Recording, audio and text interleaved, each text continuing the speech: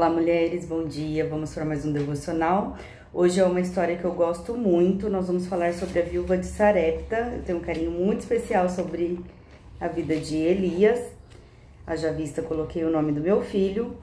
Está lá em 1 Reis 17. Vamos ler o versículo 9. Levanta-te e vai para Sarepta, que é de Sidom, e habita ali, e eis que ordenei ali uma mulher viúva que te sustente. Aqui era no reinado de Acabe já. Deus levanta Elias para profetizar contra o reinado de Acabe, que era opressor ao povo. Era um tempo de seca, fazia mais de 3 anos que não chovia, então era um tempo de muita escassez.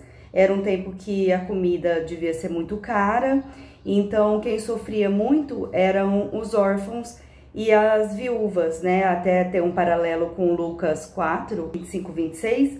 E no verso 18, Jesus está pregando, ele abre o livro de Isaías e fala: o Espírito do Senhor está sobre mim, e ele me ungiu para evangelizar pobres, proclamar liberdade aos cativos, restaurar vida aos cegos e anunciar o ano aceitável do Senhor.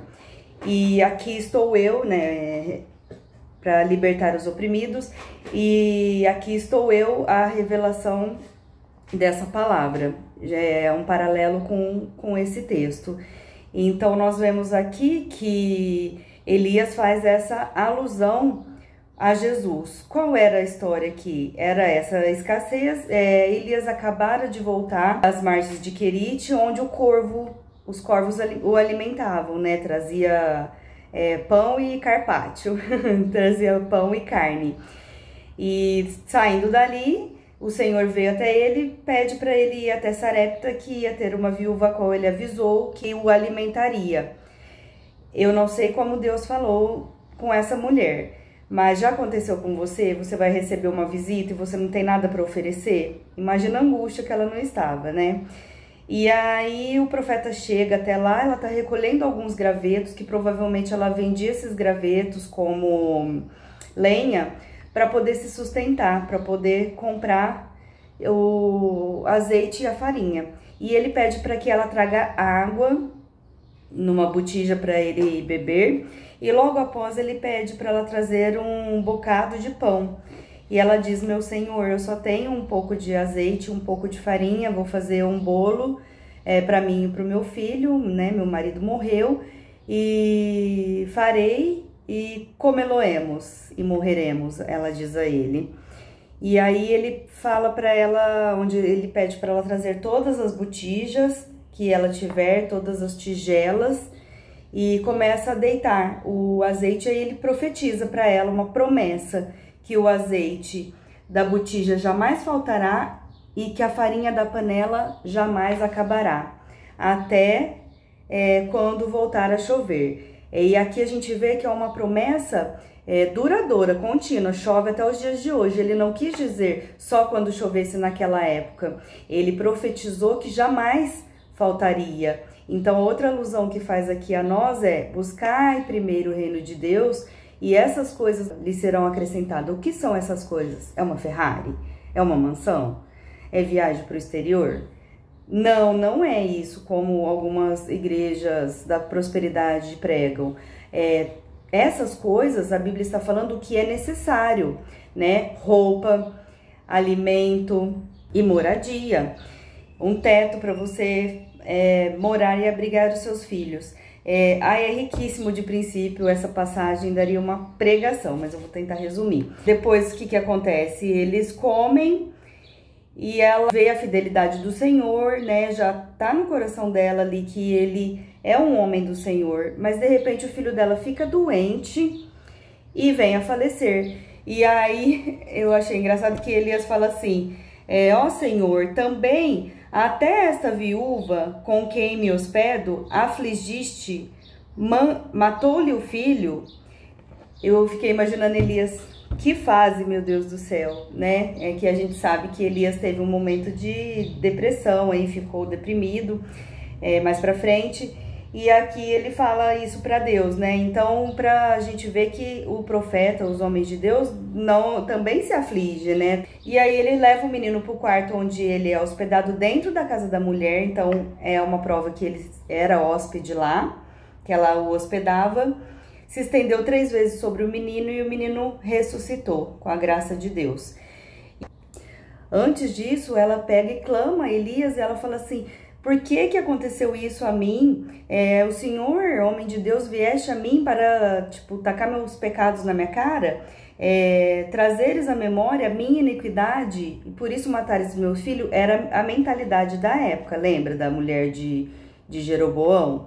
Né? O filho morreu ferido para um tratamento de um pecado deles, né?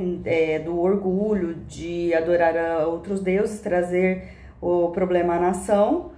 E com isso foram disciplinados. E aí, no último versículo, no 24, depois que ele ressuscita o menino, ela diz: Elias tomou o menino e trouxe do quarto à casa e deu à sua mãe. E lhe disse: vê, o teu filho vive. Então a mulher disse a Elias: nisto conheço agora que tu és homem de Deus e que a palavra do Senhor na tua boca é verdade. Olha que bonito, né? A gente reconhecer um homem de Deus, dar honra a quem tem honra.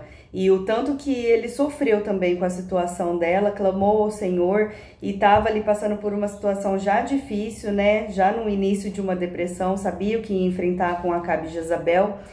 E aí ele clama ao Senhor e graças a Deus recebe essa graça, né? Então ele deixou para ela uma promessa e trouxe essa dádiva para que ela visse que a graça de Deus, né, que não era por conta do pecado dela. Existe um pregador que quando ele pregava as coisas corretas, ele tem uma pregação muito boa que talvez ensina pastores mau caráteres a usar essa tática, que é pregar sobre o medo, culpa e ganância, né? O medo, você coloca o medo na pessoa: se você não congregar, se você não ofertar, Deus vai te matar, vai tirar todos os seus bens. A culpa é isso aqui: se você não fizer o correto, Deus vai ferir a sua vida, ferir a sua carne, vai te dar um espinho na carne, você vai ficar pobre, né? E a ganância por consequência, né? Geralmente essas 3 alternativas são usadas por falsos profetas. Então, mais uma coisa para a gente identificar o falso profeta, né? Medo, culpa e ganância. Uma hora a gente pode discorrer mais sobre isso. Mas o que eu quero dizer aqui é que ela priorizou o reino, né? Ela foi uma mulher de fé, priorizou o reino e ela era hospitaleira. O que a Bíblia fala sobre a pessoa que hospeda, que é hospitaleira? Vai dizer que alguns receberam anjos. Gálatas 6, que fala fazer o bem, né, a todos, principalmente ao da família da fé. Tiago 2, 15 e 17 vai falar: se o seu irmão ou a sua irmã tiver falta de roupa e alimento, dê a ele. Não diz: vá em paz, Deus te abençoe, aqueça-se e te alimenta, se ele não tem com que, né, fazer isso. De nada vale, e a sua fé sem obra é morta. Então, para uma pessoa que está com fome, não adianta só você pregar o evangelho. Você tem que dar de comer e de beber. Você é a provisão, você é a resposta de oração na vida dele. E 1 Pedro 9:10, sedes hospitaleiros, vai dizer. Romanos 12:13, compartilhe o que tem com os outros e pratique a hospitalidade. Gente, há um milagre na hospitalidade. Quando a gente traz alguém para nossa casa e a gente dá o pouco que a gente tem, há prosperidade nisso. E esse vá em paz que Tiago vai dizer aqui é diferente do vá em paz que Eliseu disse a Naamã. Aquele vá em paz é porque ele carregava uma culpa, um peso de ter que reverenciar o Deus do seu rei. Então, o vá em paz aqui é bem diferente. Então, que a gente já sabe, né? Priorizar o reino, busque primeiro o reino de Deus, já falamos aqui. Ser hospitaleiro e você será recompensado. Ela hospedava Elias e pôde experimentar tanto a graça de Deus, a cura do filho dela, e que o menino poderia ter morrido e Elias não estar ali, né? Então, foi providencial esse momento. E a verdadeira religião, Tiago vai dizer que a verdadeira religião nessa passagem aqui é o cuidado com órfãos e a viúva. Então, Elias veio com esse exemplo maravilhoso mostrar para nós qual é a verdadeira religião. Se a gente não tiver para ajudar o órfão e a viúva, e ela era, dentro da casa dela, ela tinha a expressão da verdadeira religião. E eles ali fizeram uma igreja, né, onde 2 ou mais se reúnem. Isso não impede gente de congregar, tá? Não é uma desculpa. É um assunto também para outra hora.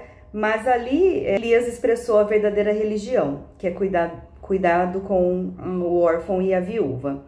Quando tiver uma necessidade a esses 2 tipos de pessoas, não podemos negligenciar, mesmo se não tivermos a provisão. Temos que ter fé, igual essa mulher teve, Elias teve, para multiplicar o pouco que nós temos em unidade. Também ficar rico. Ficar rico é pecado? Não é pecado. É uma dádiva de Deus a algumas pessoas. Existem algumas instruções na Bíblia para quem quer ficar rico. Isso é uma dádiva de Deus, não é para todos.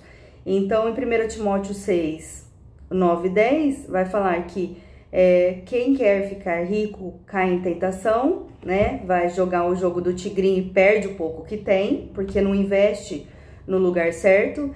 E a raiz de todos os males é o amor ao dinheiro, não é o dinheiro, é o amor ao dinheiro. Então, a pessoa que tem o seu tesouro como o dinheiro e não compartilha, porque quem tem que saber aonde aplicar. E é aplicar no reino, né, na vida eterna, porque a Bíblia diz assim que aqueles que têm e usufruem aqui na terra e não compartilham já receberam o seu bem.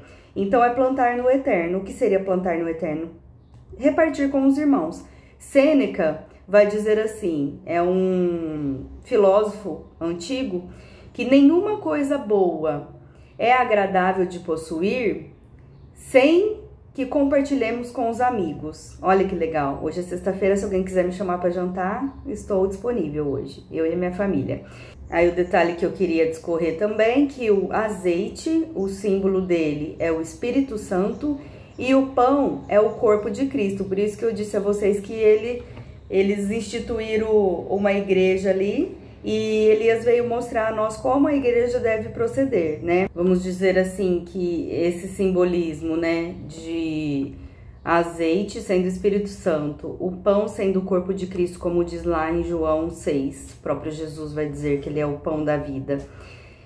E a hospedagem, ela hospedar Elias, e sendo que a Bíblia faz essa referência que alguns receberam anjos, então vamos dizer assim que ela não precisava de nada, ela só precisava ter os seus olhos abertos através do profeta, dizer a ela que jamais ia faltar, jamais ia acabar, para que ela visse que ela já tinha tudo que era necessário, né? Como Maria, que ajoelhou aos pés de Jesus, e isso foi necessário, e a história dela é contada até hoje para nós.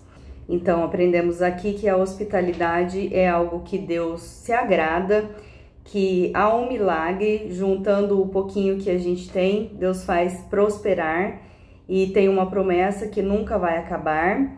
Em Salmos vai dizer, Davi fala, fui moço e agora sou velho, jamais vi o justo mendigar o pão. Podemos tirar esse ensinamento também, priorizar o reino e aprender que a matemática de Deus é infinita, a matemática de Deus é diferente da nossa, né? O pouco com Deus é muito, né? O tempo de Deus é diferente do nosso, a ótica de Deus é diferente da nossa. Então, ofertando o pouco que a gente tem, Deus faz multiplicar. Então, eu creio que essa mulher aprendeu uma lição maravilhosa a ponto dela dizer: nisto agora conheço que tu és um homem de Deus e que a palavra do Senhor na tua boca é verdade. Ontem dissemos um pouco sobre a verdade, né? Então, imagina a intensidade da verdade, e ela vem saindo da boca de um homem de Deus. Eu espero ter passado tudo aqui, o que eu queria falar para vocês. Que essa palavra ainda possa frutificar e que você possa ter o desejo de hospedar, de receber pessoas na sua casa, de ter essa comunhão e essa fé, de saber que o pouco com Deus é muito e que Ele vai multiplicar e que jamais vai faltar, jamais vai acabar o azeite e a farinha em nossa casa. O Espírito Santo e o pão da vida, que isso também nós possamos multiplicar com o seu conhecimento junto ao meu. Amém? Excelente dia, Deus abençoe.